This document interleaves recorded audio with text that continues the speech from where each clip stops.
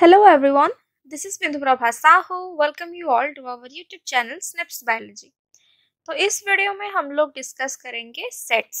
Okay, तो ये set वाले वीडियो है जिसमें हम मिक्सअप करके जो भी क्वेश्चंस हैं बायोलॉजी के, आपके बॉटनी हो, जूलॉजी हो, सबका एक साथ डिस्कस करेंगे. Clear?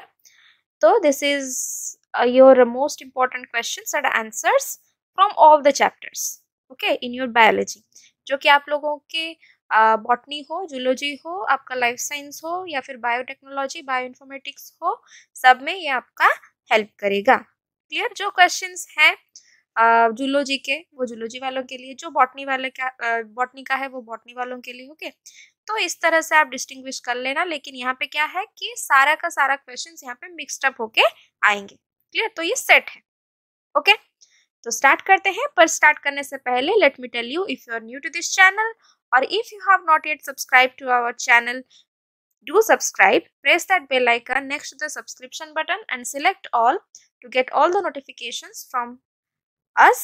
And if you are liking this video then do share it with your friends. ज्ञान बांटने से ज्ञान बढ़ता है कि नहीं? तो आपको मिल रहा है ज्ञान तो आप भी बांटो. Okay, come to question number 1. Calcitrol is the biologically active form of which among the following? Okay, calcitriol जो है वो इनमें से कौन सा विटामिन का बायोलॉजिकली एक्टिव फॉर्म है? विटामिन बी, सी, डी या फिर ई? तो calcitriol is the biological active form of vitamin D. Okay, it is normally made in the kidney and used to treat diseases. जैसे कि आपका क्या क्या डिजीज हो गया याद रखना: hypoparathyroidism, osteoporosis, osteomalacia and familial hypophosphatemia. Okay, clear? तो ये आपका हो गया क्या? Option C is the correct answer, vitamin D. Now come to question number 2. A person develops resistance to the action of insulin in the body's cells. It is called as. Okay, एक आदमी है, वो insulin के प्रति अपने body में resistance show कर रहा है, डेवलप कर रहा है. ओके, तो ये क्या होगा? Type 1 diabetes, type 2 diabetes, hybrid diabetes या फिर नॉन ऑफ द अबव? तो ये होगा आपका type 2 diabetes. Clear? So type 2 diabetes is a life long disease. Okay, and it prevents the body from using insulin the way it should be using. Clear? That's why the body the cells of the body develop resistance to the action of insulin. Okay, now come to question number 3. Which among the following is called by Yersinia pestis? Called तो नहीं होगा, I think caused होगा. Okay, so this is not called, this is caused. Printing mistake. So leprosy, anthrax, plague या फिर dengue?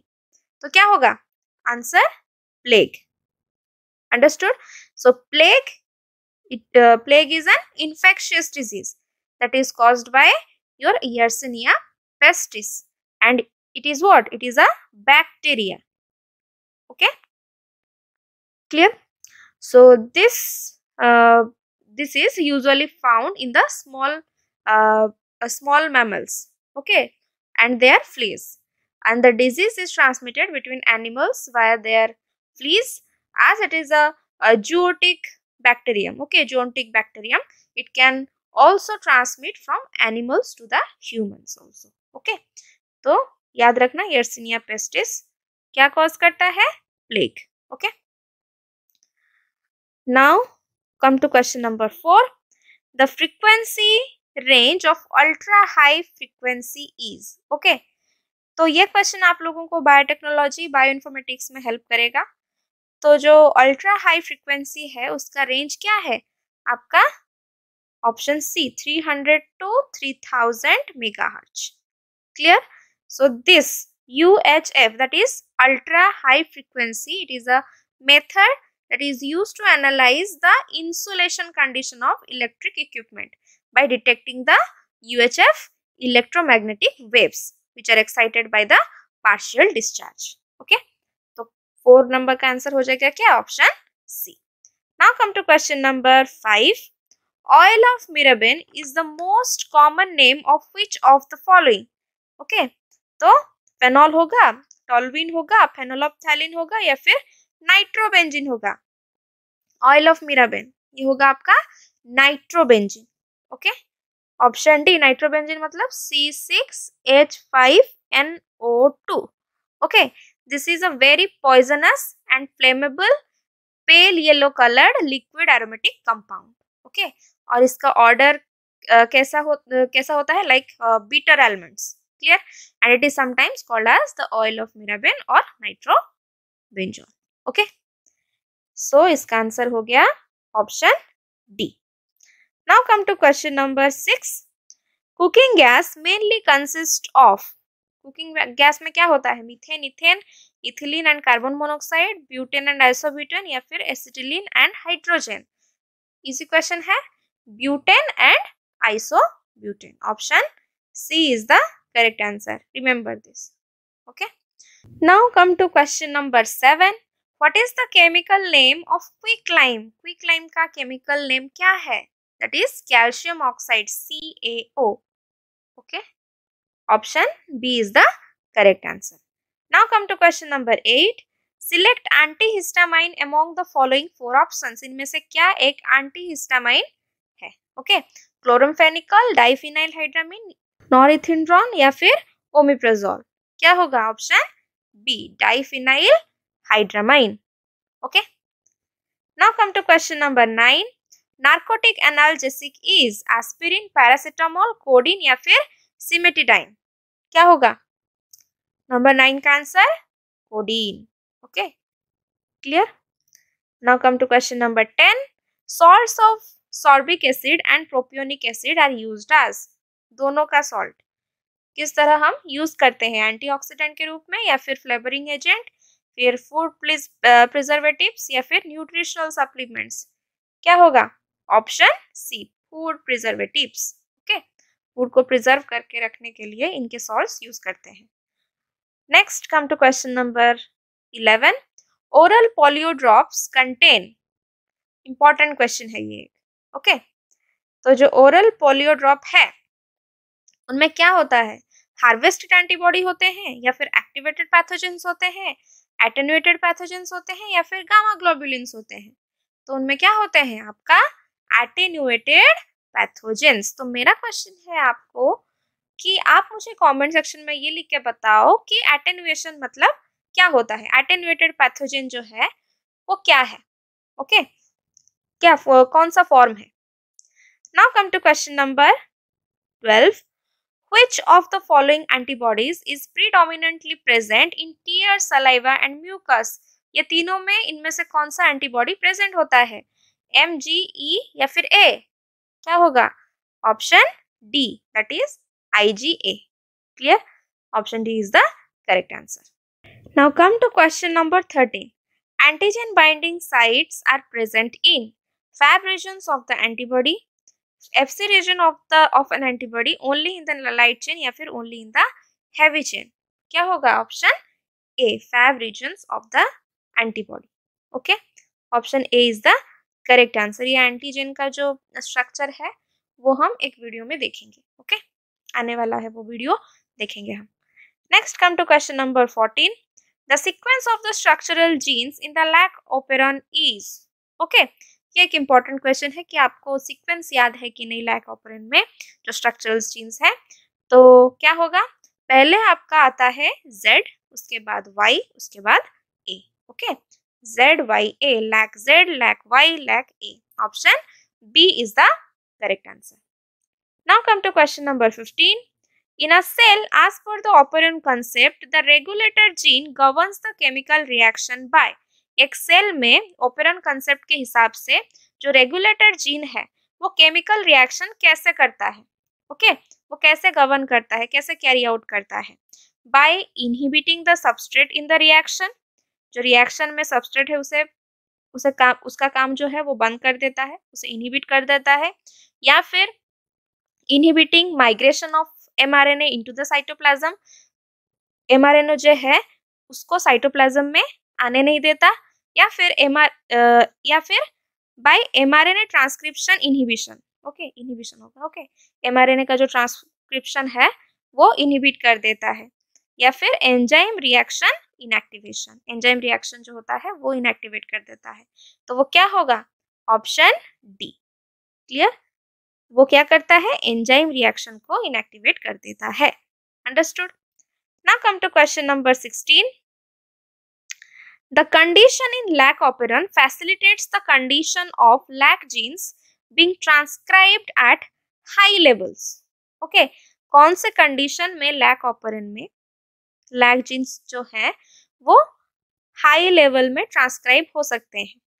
जब glucose लो हो, lactose high हो, glucose लो हो, लैक्टोज भी लो हो, दोनों ग्लूकोज और लैक्टोज हाई हो, या फिर ग्लूकोज हाई हो एंड लैक्टोज लो हो। ओके, तो ये कंफ्यूजिंग ऑप्शंस है, पर आपको कंफ्यूज नहीं होना है। ये याद रखना है कि lac operon facilitates the condition of lac genes being transcribed at high levels when there is low glucose and high lactose. Okay, clear? Low glucose and high lactose. Okay, now come to question number 17.